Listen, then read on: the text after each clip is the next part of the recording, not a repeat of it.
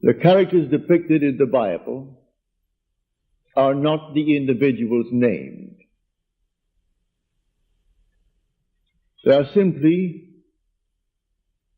states signified by those names. For instance, the name Moses, or the name Abraham, or the name, well, any name that you find in Scripture.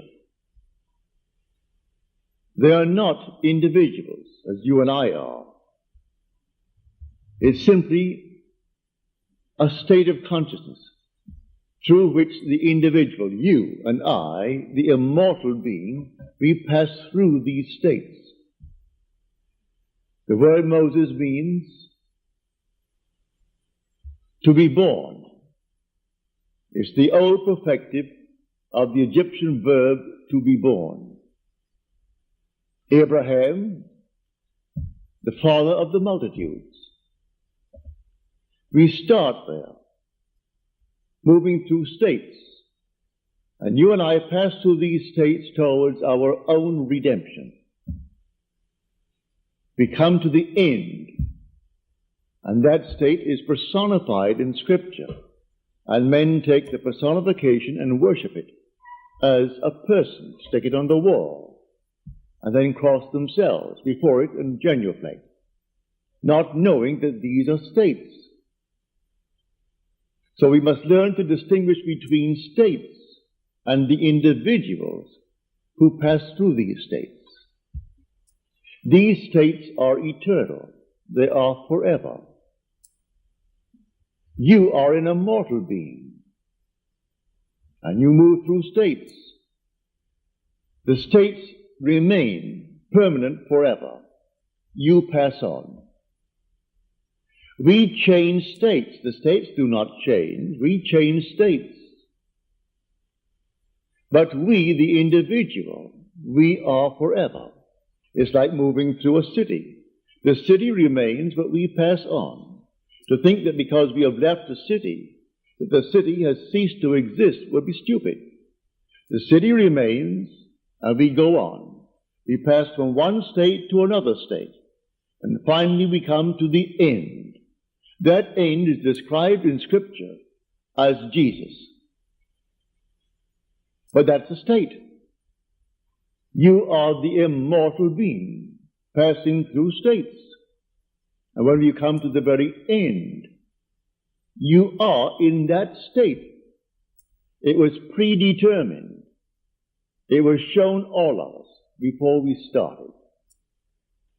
Shown us in the state called Abraham. We saw it all in detail. And if we entered it reluctantly or not, who knows? Paul tells us that we were made subject unto futility, not willingly, but by the will of him who subjected us in hope. And the hope was that we would obtain the glorious liberty of the sons of God. So we were told that it was not altogether a willing subjection on our part, but we kept the divine vision, as Paul said, in time of trouble. And so we continue on the journey. In this world, you and I can create states, but the spiritual states are eternal. We create a state here, it's not eternal. We create a state to deliver individuals forevermore. I create a state, somebody asked me, will you hear that I am, and they name what they would like to be. All right? So that I must create the state, knowing that he is now in a state that he dislikes. I must distinguish between the being and the state that he is in. So I see him unemployed. All right? So he's unemployed, and he wants to be gainfully employed. There's nothing wrong in that. So I represent him to myself as one who is gainfully employed, who has more than he's ever had before, to the degree that I am self-persuaded that he is what I have now imagined him to be. To that degree, he will actually become it. I move him out of one state into another. But that state into which he fell remains for anyone to fall into it. and all can fall into it at the same time, for that matter. He's not the only occupant of the state of being unemployed. There could be millions being unemployed. And there could be millions who desire to be out of it. Many who are unemployed have no desire to be out of it. They prefer to be on welfare. That's their desire. Perfectly all right. But if someone desires to be gainfully employed and to leave the state of being unemployed, you and I can create that state. Well, how do I create the state? By using my imagination. Imagination is not a state. It's the human existence himself. You are all imagination. And God is all imagination. You are God. And God is actually within you as your own wonderful human imagination. Now, these permanent states of the soul, these spiritual states, they remain. You and I pass through them towards our own redemption. But in the interval, we meet a friend, and the friend is in need of help. And the help is to move him out of the state. I can give him money, but as Peter said, silver and gold have I not for thee, but such as I have give I unto thee.